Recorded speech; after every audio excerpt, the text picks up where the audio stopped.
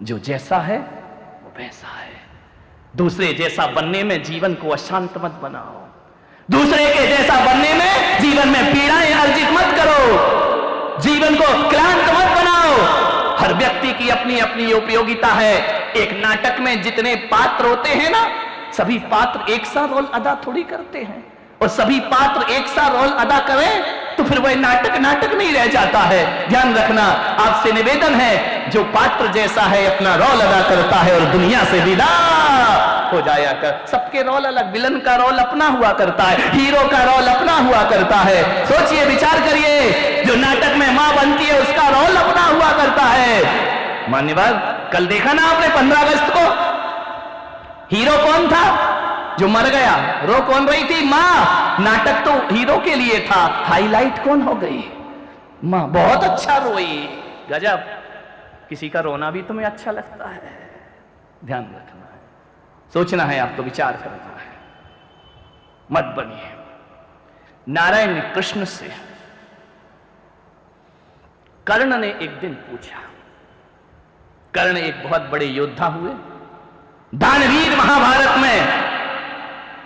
कर्ण ने पूछा कि नारायण, एक बार अकेले बैठे थे दोनों, नारायण जरा ये बताओ,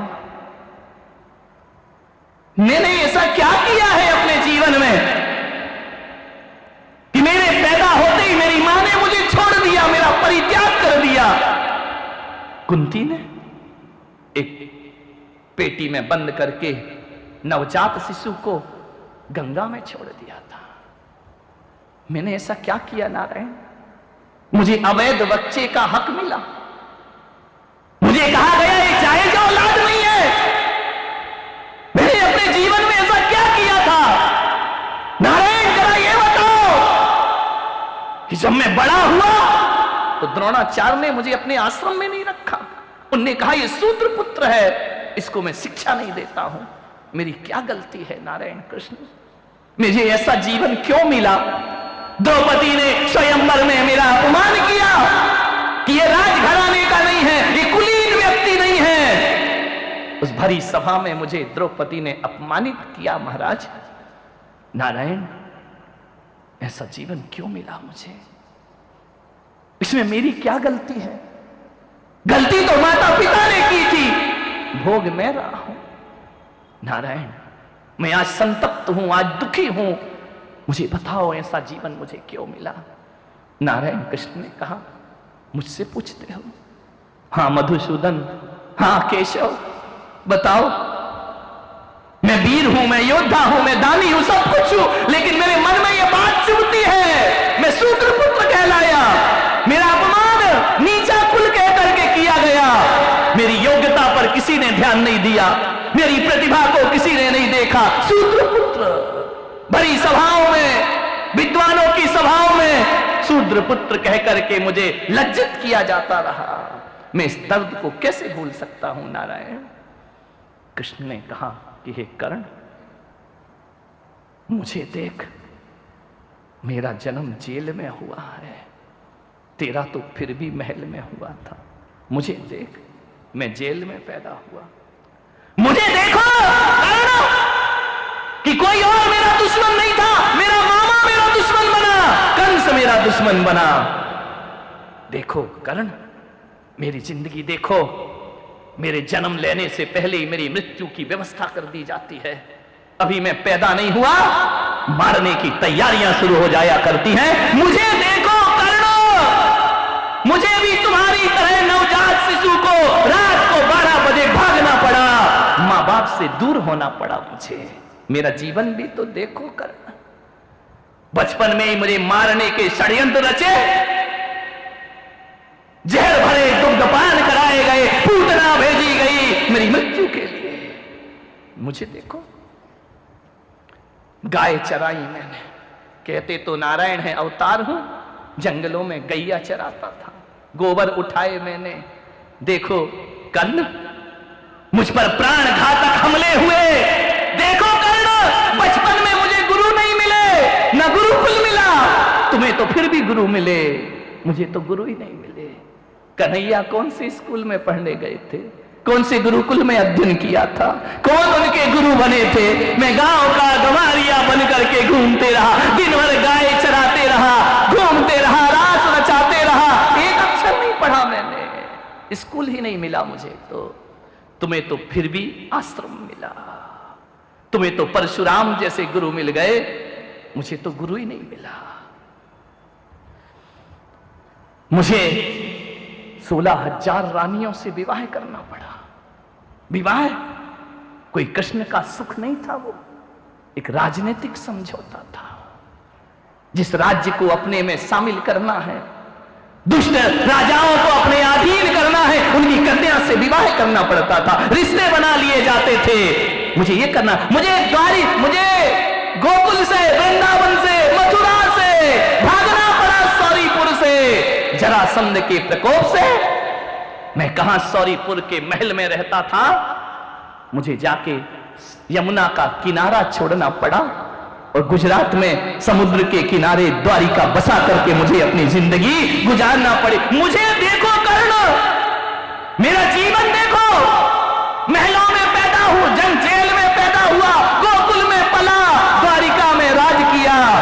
और जब मेरी मृत्यु होगी ना कर्ण, ना महल होंगे ना जेल होगा, जंगल में मैं मारा जाऊंगा। ध्यान रखना। बोलो कर्ण, समस्या तुम्हारी बड़ी है या समस्या मेरी बड़ी है? लेकिन उसके बाद भी कृष्ण ने कहा, मैं कभी रोता नहीं हूं, मेरे चेहरे पे शिकायत नहीं हुआ करती है, मेरे पास अभाव ही अभाव है। पग पग पर जिसके मौत पीछा कर रही हो, जिंदगी इसी का नाम है। कर्ण, दुखी मत हो कर्ण, हे दानवीर कर्ण, तुम जानते हो तुम क्षत्रिय हो, लेकिन जिंदगी भर सूद पुत्र का तुम्हें उलाहना दिया जाएगा। जियो, जिंदगी इसी का नाम हुआ करता है। मान्य बात, पीसफुल जिंदगी किसकी होती है बताइए मुझे? ऋषभदेव की शांतिमय जिंदगी थी क्या?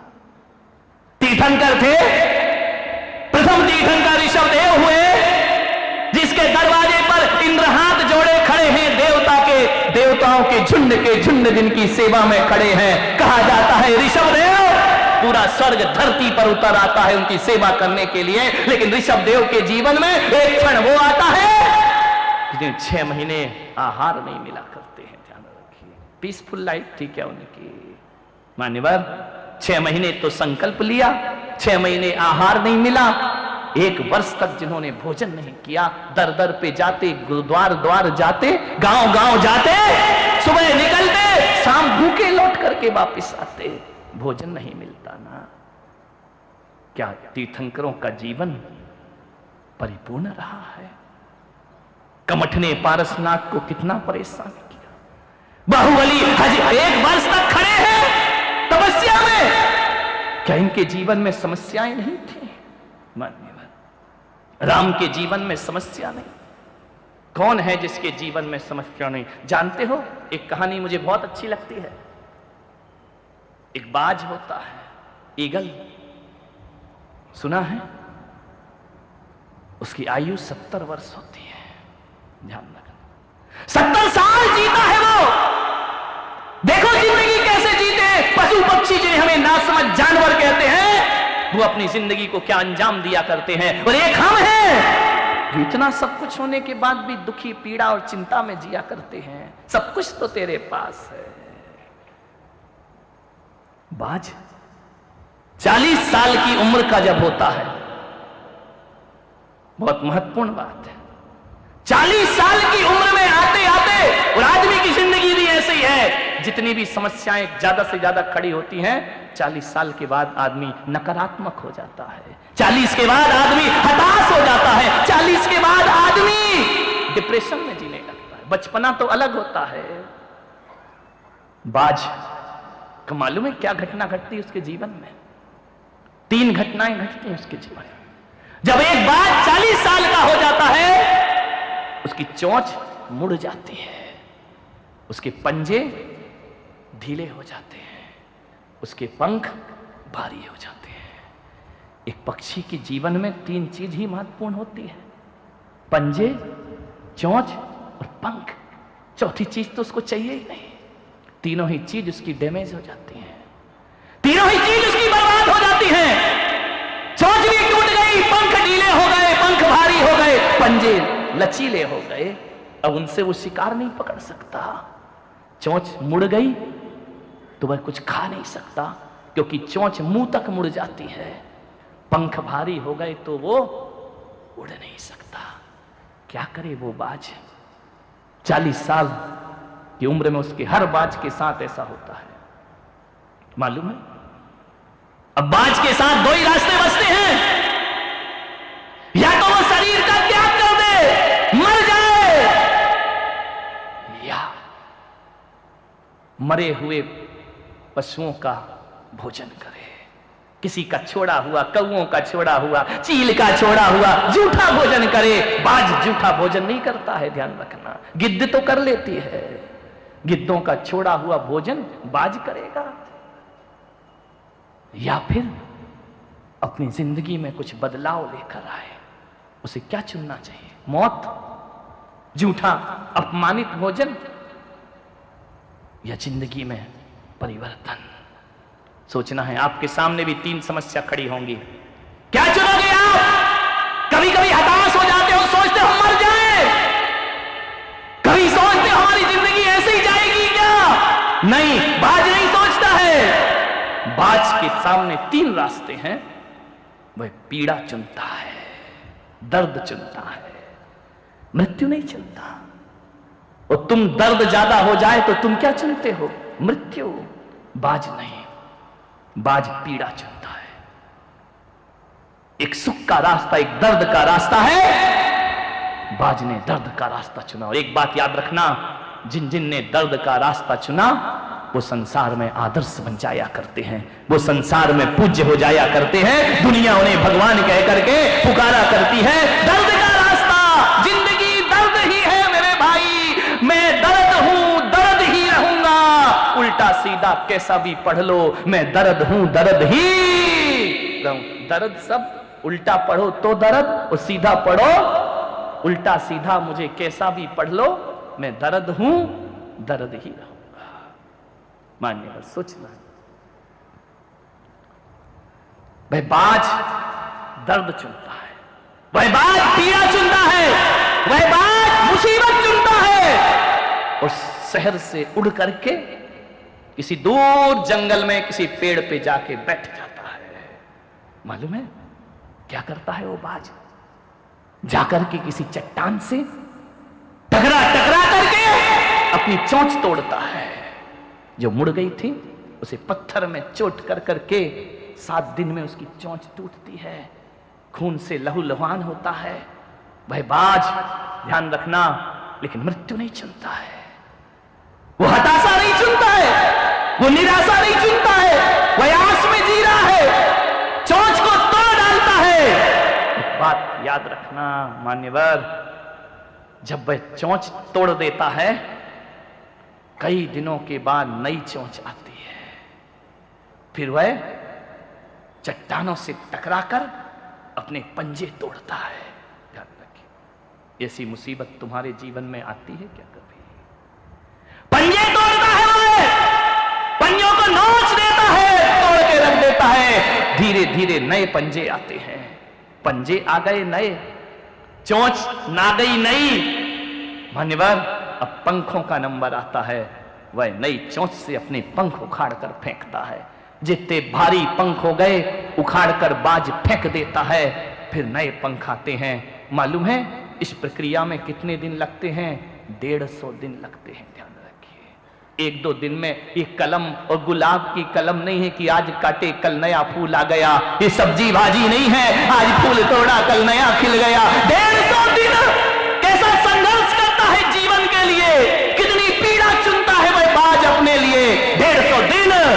150 दिन जब पूर्ण हो जाते हैं, जो बाज जिंदगी से हार रहा था आकाश की ऊंचाइयों में उड़ जाया करता है। इतनी ऊंचाई में उड़ता है, इतना आनंद बटोरता है, इतना सुखद जीवन होता है उसका। नई चोंच है, नए पंजे हैं, नए पंख हैं, नया जीवन है। छोड़ो कल की बातें, कल की बात पुरानी, नए युगों में लिखेंगे हम मिलकर फिर नई कहानी, नया युग प्रारंभ हो गया। आनंद ही आनंद, ये पीड़ा, ये दर्द। एक बात याद रखना सूरत वालों, बिना दर्द के तो हमारा जन्म भी नहीं होता मेरे भाई। हर सुख का जन्म दर्द की कोख से हुआ करता है। जब तक जीवन में दर्द नहीं, जब दर्द नहीं था सीने में, तब खाक मजा था जीने में। दर्द तो होना ही, बिना दर्द के तो तुम्हारा जन्म नहीं हुआ है। किसका जन्म होता है बिना पीड़ा के? पीड़ाओं से मनुष्य का जन्म हुआ करता है, पीड़ाओं से मनुष्य की मौत हुआ करती है। मौत भी पीड़ा है, जन्म भी पीड़ा है। बीच का जीवन, बाज ने नई जिंदगी प्राप्त कर ली। ध्यान रखना, किस बात से दुखी होते हो?